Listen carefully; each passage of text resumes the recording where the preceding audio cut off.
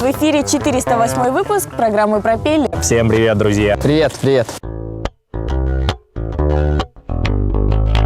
Сегодняшний наш выпуск посвящен путешествиям. Путешествие – это здорово, путешествие – это хорошо, когда у тебя есть деньги. И когда на дворе сентябрь месяц.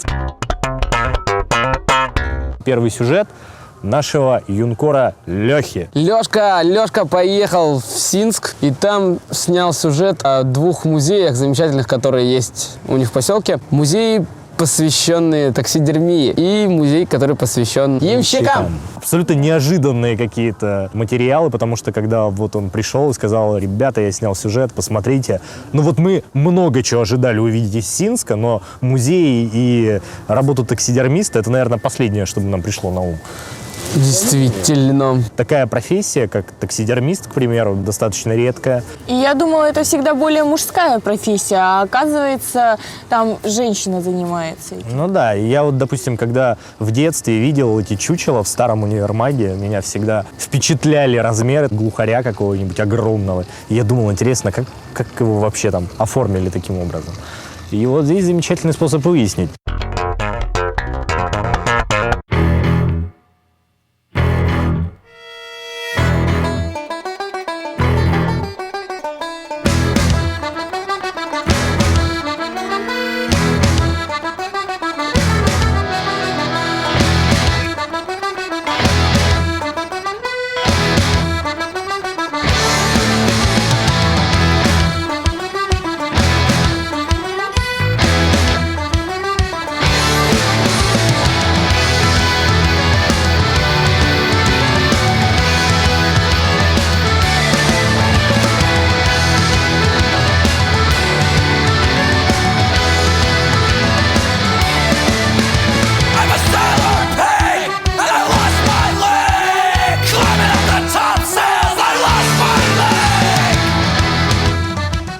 Уже 20 лет занимаюсь этим. Таксидермия – это весь мир животных. Я всех птиц уже изучила. Щипаешь этих уток и животных. Ну, как же сделать бы попробовать? Вот одну сделала, и все. Ушла в этот мир таксидермии, как говорится. Внутри пенопласт, проволока, иногда чуть-чуть ваты и пакля, и химикаты. Без химиката их моль съедает, а они у меня некоторые вообще много лет стоят. Ну, все это через живот срезается, оттуда все вытаскиваю, очищаю все и начинаю делать, оживлять их. Глаза бусинки, крашу где художественными красками под цвет, чтобы как живые были. И каждое перышко аккуратно, вот, чтобы ровно было все, вот надо все поправлять, чтобы каждое все как вживую было. А я всех пускаю. У меня тут летом бывает по 30, по 40 человек. Такая мечта у меня, чтобы старых домов убрали, вместо них дали другие участки. Очень много старых домов. Людей нету, пустует. Проходишь, смотришь, и жалко, вот когда-то эти люди жили, чисто, хорошо было.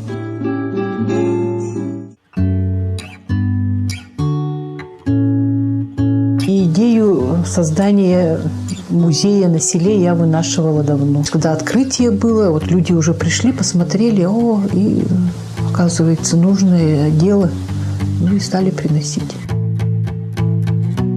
Я бы хотела поблагодарить всех, кто вот в дар нам отправляет или еще собирается отправить. Мы будем очень рады каждой небольшой вещи, потому что она здесь, она найдет свое применение. Вроде бы она у кого-то где-то там лежит, потому что некоторые, да, не знают настоящую цену этим старым вещам.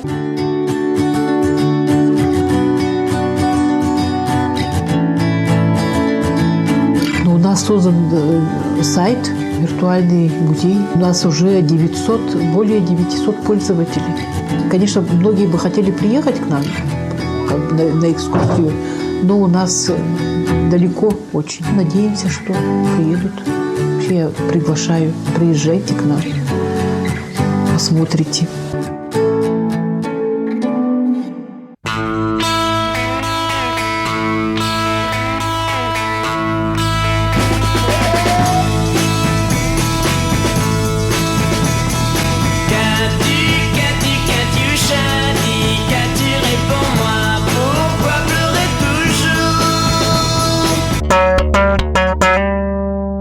наш сюжет посвящен двум очень таинственным личностям.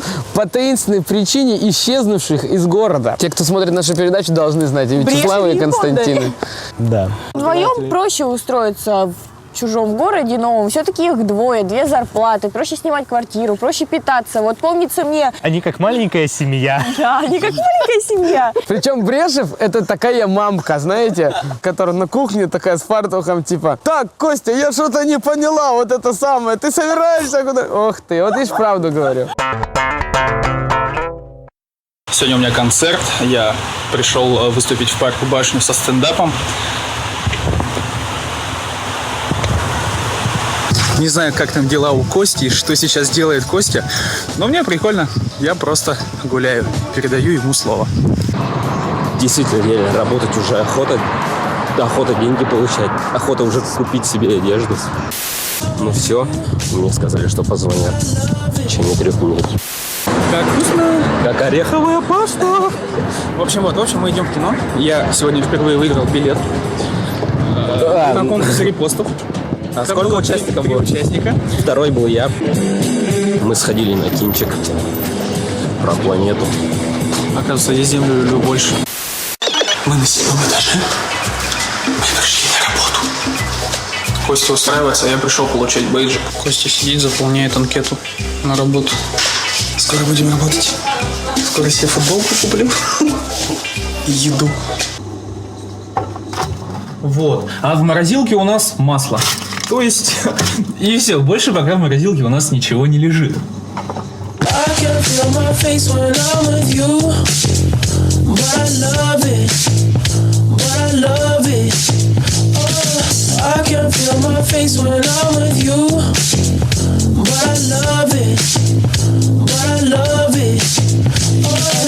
She'll be the death of me, at least we'll both be numb. And she'll always get the best of me, the worst is yet to come.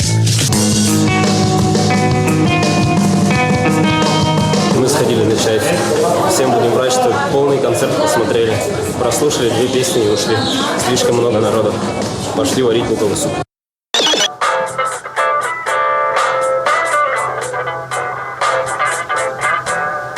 Сегодня чуть-чуть необычный день, потому что у меня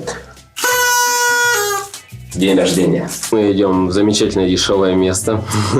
Ну а что, экономить надо, немножечко денег появилось.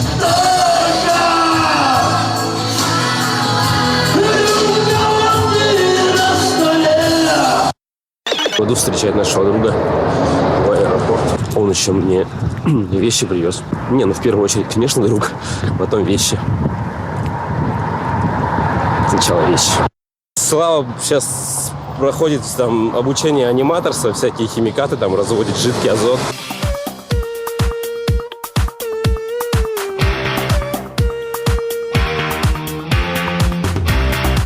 В общем, у нас скучная суббота, и мы решили устроить арбузный рыцарский турнир. Принцесса, это все для тебя. Готов?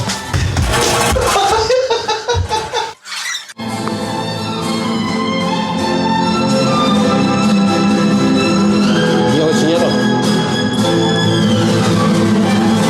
Итак, наш 3-й сюжет посвящен замечательному природному парку нашей республики, всем Да. известному очень хорошо. Ленские столбы. Ленские столбы.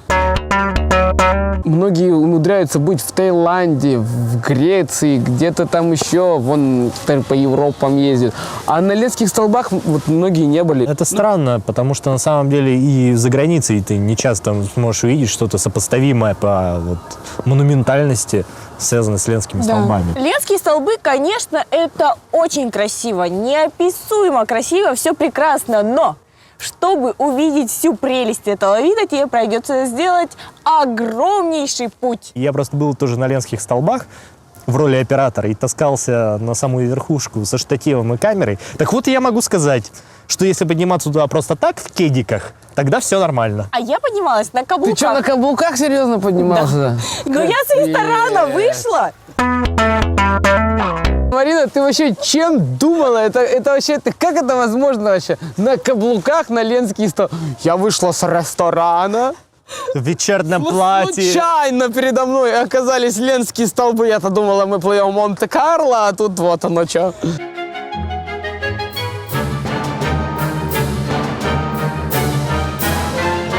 Так как я никогда не видела главной достопримечательности Якутии, путешествие стало для меня уникальным.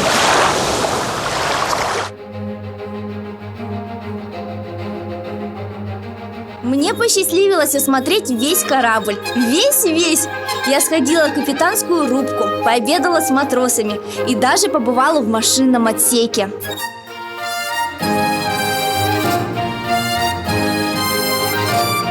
Только потом матросы признались, что девушкам нельзя туда заходить. Корабль может сломаться.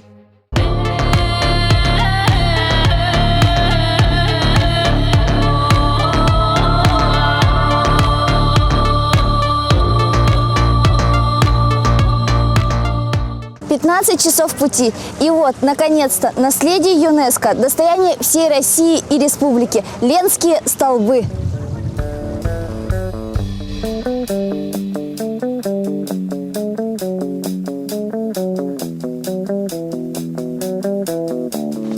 Туча комаров. Существует легенда. Раньше здесь жил дракон, который властвовал в этих землях. И однажды дракон захотел взять в жены юную дочь якутского шамана. Но вскоре из кругосветного путешествия вернулся возлюбленной девушке. Он вызвал на смертный бой злого дракона. Юноша победил чудовище, но перед смертью тот превратил возлюбленных в скалы. Мы поднимались примерно 40 минут.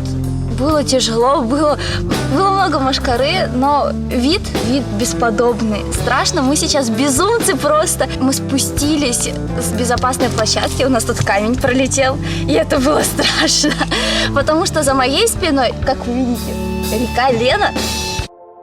Очень жалко, что не все могут позволить себе съездить на Ленские столбы. Это недешево. Но думаю, хоть раз в жизни это должен сделать каждый.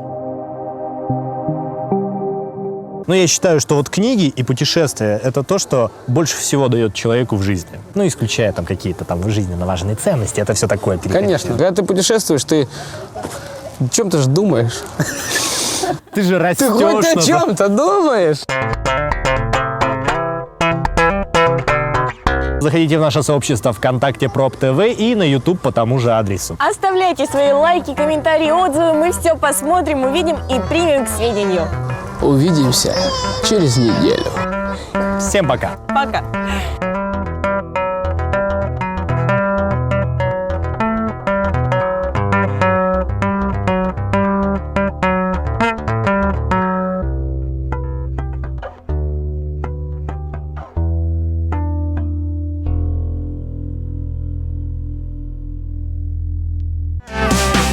Tonight's the night, let's live it up. I got my money, let's spin it up. Go out and smash it, like oh my god. Jump out that sofa, let's kick it.